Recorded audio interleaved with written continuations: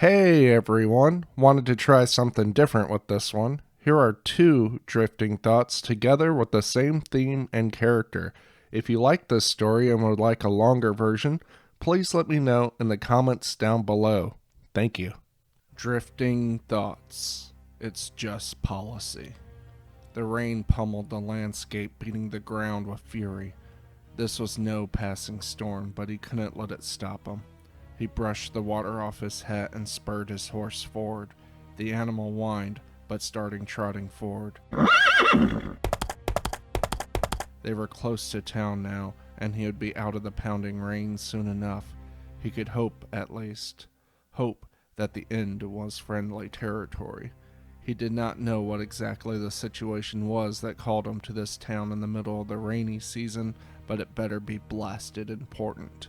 He checked his regular Colt first, making sure rounds are loaded.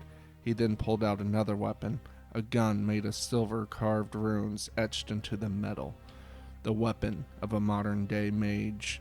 A mage though he was also a U.S. Marshal with the same authority, and it fell to him to enforce the secret laws of the magical law enforcement agency.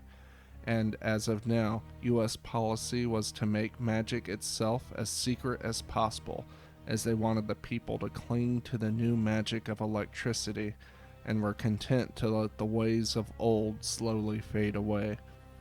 There had been problems with traveling merchants and their medicine cures, Native American shamans, and even the occasional gypsy from the old lands, but for the most part the government was successful. Mages, witches, warlocks, and whatever else all practiced their magic behind closed doors, unless they were skilled enough and loyal enough to become a marshal. If the magical community didn't hide themselves proper enough, they were sure to get a marshal just like him at the front door, highly trained in the most effective magical combat as well as non-magical. They carried both guns and magical weaponry, whatever was necessary. He's killed mage, human, and monster without discrimination. He would do the same here. But, who knows, they might be in a talking mood this time. But he highly doubted it. Lightning flashed, and at long last the town was in view. With a sigh, he holstered his weapon and strolled into town, the thunder announcing his arrival.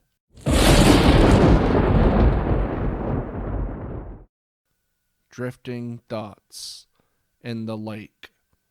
A monster has crawled out of the lake now every year and taken a child. The fear had now reached catastrophic levels, and the government suspects the town to soon be deserted. That would only make the creature expand its hunting grounds. We find that unacceptable. My record is unquestionable, having successfully resolved 17 out of 18 cases for the Special Marshal Unit.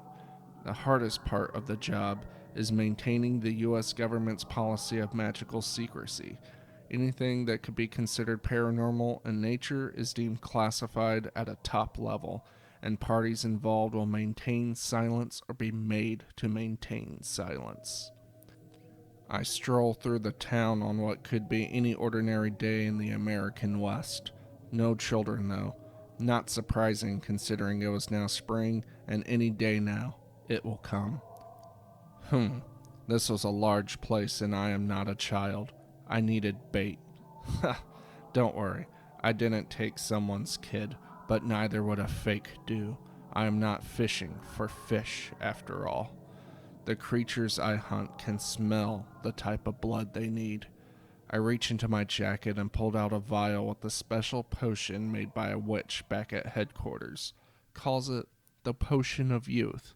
Only temporary, I'm afraid, so don't get any ideas about joining the occult for eternal youth.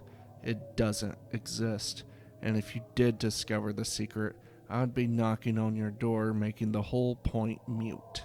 But the potion would be fine for my purposes. For the record, turning into a child hurts very much. A lot of bone snapping involved. I make my way to the town lake and stand on the shore watching its murky waters.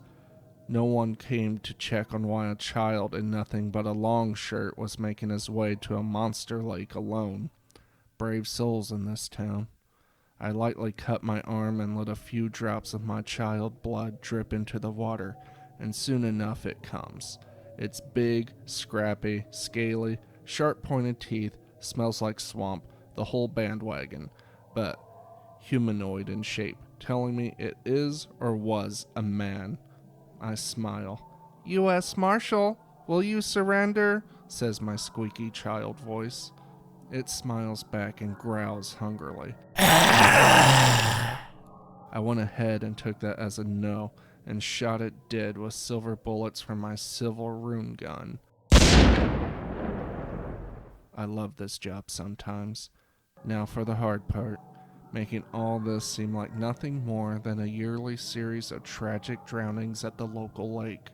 Yep, nothing to see here, folks. Nothing at all.